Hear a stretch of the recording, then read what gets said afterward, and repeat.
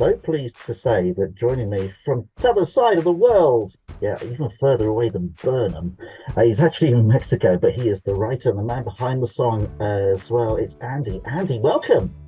Thank you. Thanks for having me. I'm No, I'm well, uh, really glad to be here. no, thank you. I mean, as I say, you are the other side of the world. You are in Mexico these days, aren't you? And you've been over Yes, I there for am. some Yeah. time. Yeah. So, what do you normally do? What is your normal kind of day job, as it were? Yeah. So I do audio branding and music for all kinds of things, brands and podcasts and video games and all that kind of stuff. Yeah. So this is slightly different to what I normally do, but Yeah, very much sort of within my wheelhouse. I've been making yeah. music for years and years. Yeah. So how did I mean, I obviously know this bit, but people listening to this won't. How did the whole thing come about in the first place? And you can feel free to throw the blame as much as you wish to. Well, yeah. So my dad really sort of has spearheaded this. He's involved with the club, the football club, and sort of come to me and said, "Hey, wouldn't this be good? Wouldn't this be a great idea?" And I kind of went, right. And then he sold me on it, and I just went, "Yeah, all right, let's do it. It'd be great." And yeah, it was a great opportunity to create something that's sort of centered around really positive community Yeah, aspect of our culture. Really, football is such a big part of it, and so it was a great opportunity yeah. to So what is your knowledge of football like? I mean, are you a huge fan or? well, now I've said that, I've got to be honest, haven't I? Yes, you have, yeah. I've never been a massive fan of football. Growing Right, up, okay. it was, I don't know, it was sort of a thing that the men in the family were interested in. Hmm. I sort of gravitated more towards music. Yeah. So this is a nice opportunity to sort of bring those two things together. But yeah, no, I mean, growing up, I've been to two football matches. I fell asleep at them both, and I mean, I was in person, in person, watching the game there live. There's people running about in front of me, and I just started to drift off a little bit. And it's only two things in my life that have ever put me to sleep quite like that. It's just live football and the Lord of the Rings movies. Really? Now, I'm happy to Oh, say I've since watched all six of Peter Jackson's movies and The Rings yeah, of Power, yeah, loved them, got through yeah, them all wide awake. yeah. So that bodes well for the football, I think. Well, it does. It does. Yeah. Well, to be fair, I had a dream that the other night that I wrote Lord of the Rings. Really? Yeah. The books or the films? Well, I woke up and realized I'd just been Tolkien in my sleep. I'm sorry. So how challenging then is it when you're not the world's biggest football fan Hmm. to be able to write a song that actually fits in to the world of football, but then also with a slightly bigger remit of obviously trying to gel the community and bring the community together as much as possible. I mean, where do you start with that? Which angle do you start with first of all? I mean, really, I just sort of I picked my dad's brains about football first. I just sort of tried to understand, what it is that's in it for people. Because obviously, for me, I'd never really got that before, and doing this has enabled me to understand it better. And I think more blending that aspect of like the positive community in with the fact that we are actually it's kind of part of the club now being Bridgwater United. Yeah, um, that sort of change for the club, being able to bring that aspect into me learning about it.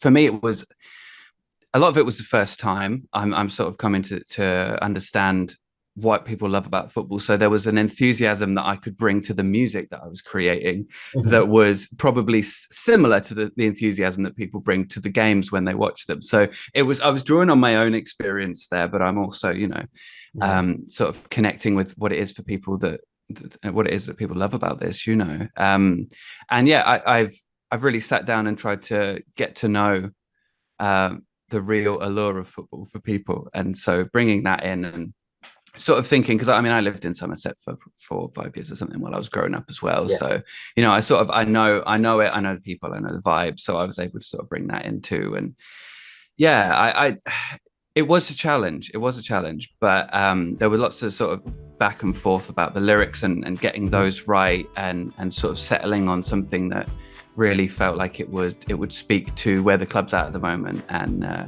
and ideally, that sort of sense of community comes across in the music as well. Yeah, you know. yeah, yeah. There's no lines in there though where you're swearing at the ref, so you haven't got the whole football thing. No. Anyway. Well, it needed to be a positive thing, you know. We had to just sort of glossed over that a little bit. Yeah, also we don't have to go into the realms of having to do radio edits just to get rid of the naughty words about the referees, do we? So, no, exactly. Yeah. Referees are lovely, by the way. You say no. To be fair, they are most of the time, aren't they? They're humans like the rest of us. So when you started writing it, then was it a case of trying to work out the lyrics first, or did you have to try and work out a melody and then try and make something work with that? I mean, where do you start with something like this? Particularly it's as you say, it's something that you weren't overly familiar with, and you've had to kind of learn about as you go. Yeah, I mean, every song's different, and it really you do just have to kind of sort of roll with it once you start. And so in this case, I sat down, I started playing some chords, and then the chorus sort of came together. And from that, and that's really one line repeated, which great for chanting, you know, in a game. And from that point, it just sort of started to fall into place. And I came up with a few different versions of what I wanted to do, and eventually settled on one, you know. But the lyrics, I got the general outline together, especially that second verse after the first chorus. The whether we're away, whether we're at home, we'll make a noise, we will be heard, let Bridgwater be known. Like, for me, that's it's like a battle cry. That I love that. And when I settled on that, I thought, right, I want the rest of the song to lead to that point, and then afterwards it needs to just sort of open out for the outro. And so you hear it sort of towards the end. Yeah, fantastic guitar solo from my mate Izzy, who I've known for years, you know. And then I managed to get one of my granddads in there on the organ, so there's sort of different musicians in there. And then towards the end, I sort of wanted to draw a little bit on, you know, the Beatles sort of "Hey Jude," "All You Need Is Love," that sort of big outro where you've got, you know, different people doing different things that fit together into something that works. And there's a metaphor in there somewhere for being on a football pitch, you know, and everyone doing their part to make something great, and ultimately, hopefully, winning in the process, you know. But yeah, so it was a bit of it was a funny process, this piece in particular, because normally when I'm writing something, it is just I'll just sit down with my computer or my guitar or whatever, and it will just sort of gradually evolve. Whereas this one was much more of a collaborative effort, you know, between a few different people. Yeah. So you mentioned the Beatles there. I mean, I'm guessing that they're one of the bands that you were into growing up. Really? Yeah, definitely. Yeah. And I wanted to draw from them a lot with this track, and also Queen and Under Pressure with Queen and David Bowie. You know, that there's little pieces of each of those songs that have sort of inspired me as I was going through this, you know. Especially like the stomping and clapping aspect of like "We Will Rock You," that needed to be there, because, you know, at a football game you want something you can stomp and clap along to, don't exactly you? Well, I mean, you know, you've only ever been to 2 football matches, but going along in the middle of the winter, actually being able to stamp your feet, you have to do that just to keep the circulation going at some grounds. So it's a good thing so you might as well do it to sort of egg the players on a little bit as well, eh? Exactly. Dual purpose stomping. So how pleased are you then with the whole finished thing? Well, pretty pleased. I mean, it took me a while to get it right, you know, sort of sitting there and numerous edits, numerous little cuts here and there. I mean, anyone who's done anything, I mean, you know, working in audio, it's never perfect, but at a point it's finished, you know. And you just sort of go, right, yes, if I could keep doing this forever, but no, I'm happy with this now. This is good. We'll send this off, you know. Yeah. It's funny you saying about doing that, because I was talking to a guy called Chris Norman earlier on, who was a big star in the 70s as a lead singer for a band. He's still massive in places like Germany and Austria. He comes over here and he can't sell out a pub, but I go to Germany and it's like stadiums. It's ridiculous. Yeah. And he was saying that the album that he's just about to release, that on some of the tracks there's orchestras on there, but there was no they didn't have the budget for an orchestra, so he would literally use a sample of he wanted some strings on there, so he'd find the right sample and work with that, and then he'd add some horns to it and everything else like that. And it's something that the public don't ever think about, that actually each individual strand has to be put in and has to be made right, doesn't it?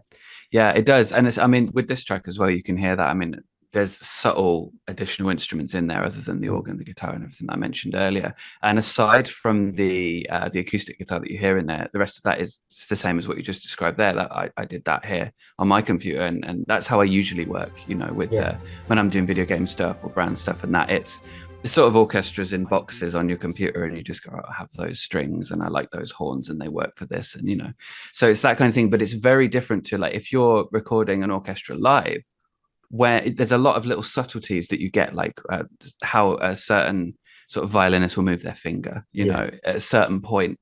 And that does it. The orchestra does that for you to an extent while you're sort of recording that. But in my case here, you have to understand what the instruments do and how that kind of thing happens organically. And then you have to program that yourself. And that's the time consuming bit. It's one thing to get strings in there playing just chords. It's another thing to have those chords sound like they're breathing, there's some life to them together. And in this case, it is just chords, and other things I've done, it's a lot more intricate and it's a little bit more involved and quite time consuming stuff. But it's amazing what you can do these days with the technology that's available. Oh, isn't it just changed an awful lot in my lifetime, I tell you. And so so to put together this what is a sub-formatted song, how long has it actually taken you, do you reckon, hours wise, days wise, weeks wise, whatever, to be able to a long time.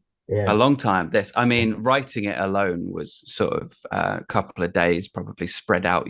My sessions on it went between sort of a couple of hours to like a full day here and there. But this was one that I was sort of coming back to while I was doing other work, because it's sort of something that I wanted to get it right. It's a bit different to what I normally do, so I give it that space to breathe. It's like if I was doing it all in once, and I probably. I don't know if it had been quite as good if I tried to cram it all in and do it in a week, but it probably could have been done in a week. But giving it that space and that time to breathe enables it to sort of, I get a bit of space from it, let my ears rest, come back and go, right, I hate that chord now. So let's change that, and all this kind of stuff. And that's the creative process, really. You love it for about 2 hours, then you hate it for about 6 days, and then you sort of like it again at the end. Well, it's just finding that happy medium, I guess, really. It definitely is. So how does Mrs. It's a labor of love. How does Mrs. Andey cope with it all, with you kind of stropping around the house if things aren't quite going the way you want them to go? She's very understanding. She's creative as well, so she knows what it's like. She's actually in this track as well, doing a bit of backing vocals. So you listen out in the second half of the song, that second verse, and then throughout the outro she's doing some harmonies there. So it's pretty nice. It's nice to be able to have family involved when you can, isn't it? Yes, definitely. Well, now obviously that we've unveiled it, people can actually buy it, can't they? They can, yeah. So at the moment it's available on Bandcamp, so you can go to andey.bandcamp.com, but spell Andy with an E before the Y. That's how I spell it. So ANDEY. Was that your decision to spell it like that? Yes, it was. Yeah. I was Andrew growing up, and when I was a teenager, I decided I don't want to be Andrew anymore. And then I was thinking about spelling it, and I went, I don't want to be like all the other Andys. It needs to be a bit different. But then it works quite nicely, right, with my surname, because there's an E just before the S in the surname, so it looks good. I think it looks good. So that's my excuse now. Now I don't have teenage reasons for it. Pleasing, isn't it? Yes, it is. Yeah. So the track is on Bandcamp. The track's on Bandcamp, andey.bandcamp.com, but it will soon be on iTunes and Spotify as well. We're just sort of ironing out a few creases with that. We don't get it from Spotify, all right? Get it from Bandcamp. It's a little bit more of an obscure platform. But proceeds come straight this way. Exactly. What I was going to say was, Bandcamp actually for the artists is much fairer and much better, isn't it? Well, look, Andy, depending on obviously how well this does, any plans to do any more songs at any time, or are you quite happy just doing your video games? And next time your dad comes knocking, it's going to be a case of no, you do it this time. No, I'm open to it. I'm always open to it. I when different opportunities come along, I always sort of consider them, and I'm happy to try new things out, do different things, I've enjoyed doing this a lot, and I do, I'm a songwriter. I have been for a long time. This is just an opportunity to just try it in a whole new way, So it's been great. You're actually coming over to the UK as well, aren't you, for a little bit? I am, yeah. I'm coming back to live. It will be. Yeah, moving back in about a month from Oh, now. right. Okay. So yeah, Wow. yeah, Okay. big And change. you're actually coming. Yeah, you'll be here for 3 weeks and go, weather like this. Why did we do it? Why Yeah. did we do it? When can we go back? Somewhere warmer, please.